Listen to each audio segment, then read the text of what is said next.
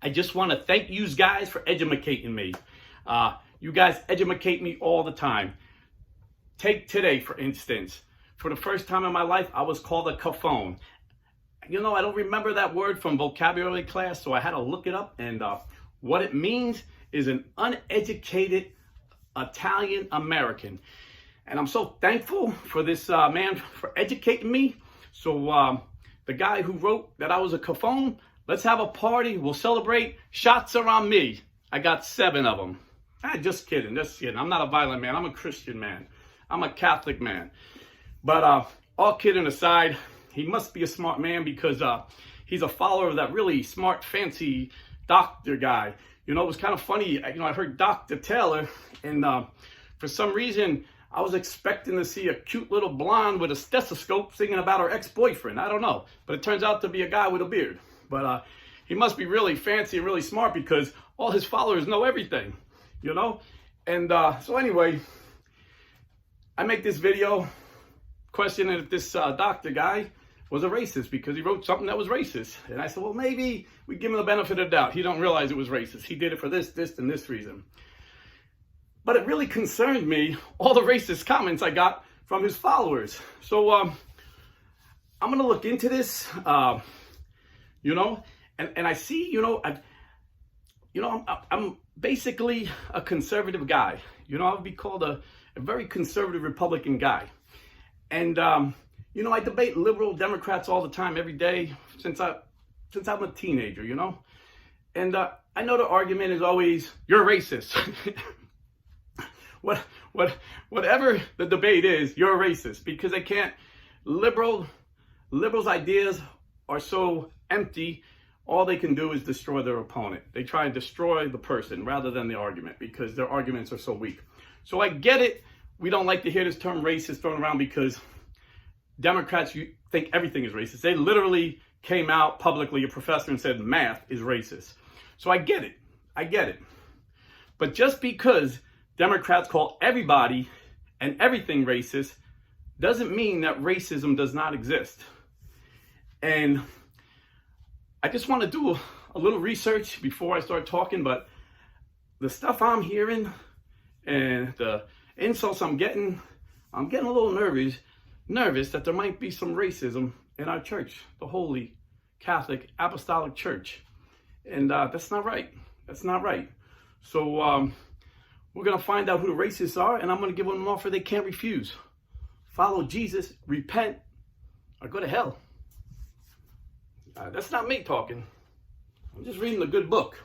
But, you know, in this time of Advent, we must be extra charitable.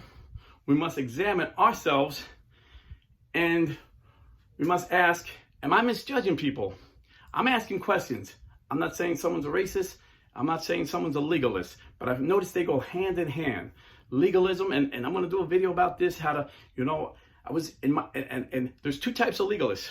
There are the legalists that think they're superior to everybody else because they follow all the rules they think that they should be following.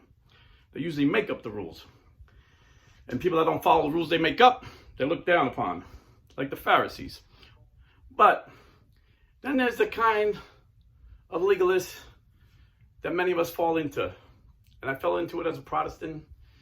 And I was in a Assemblies of God church. And, you know, there's Assemblies of God churches vary from church to church. You know, they all have autonomy. And the one I was in, we just sought holiness. And we just sought out God's holiness. And in our eagerness and our desire to be holy, we became legalists.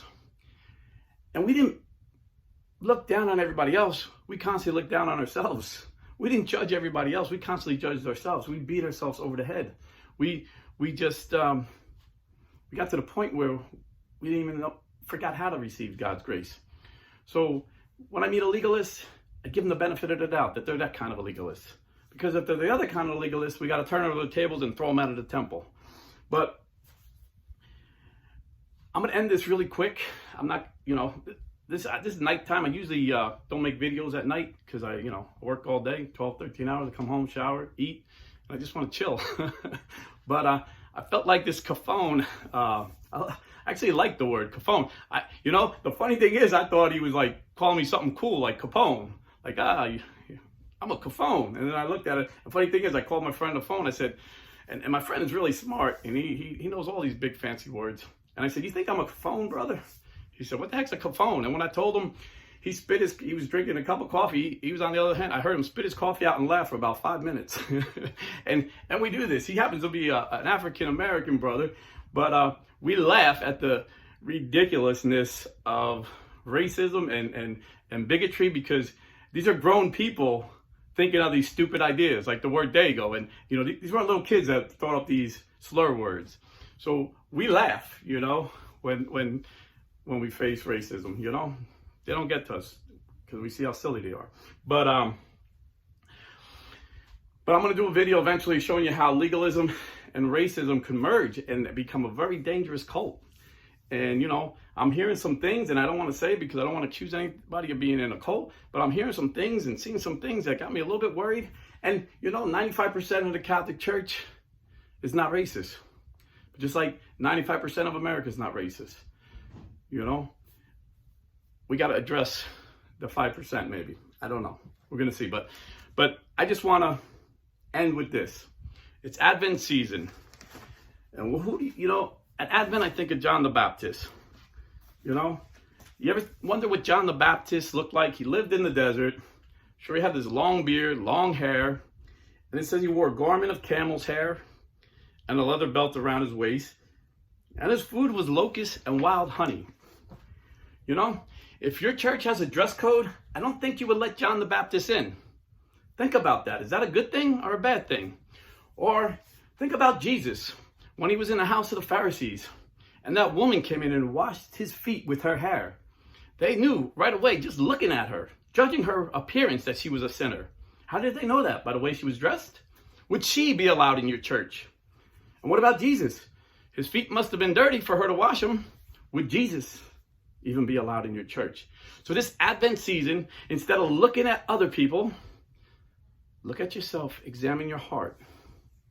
God bless and stay Catholic. And I'm going to give you another offer you can't refuse. If you are buying or selling real estate, please go to realestateforlife.org. Because you know what? A baby's life is dependent on you. God bless and stay Catholic.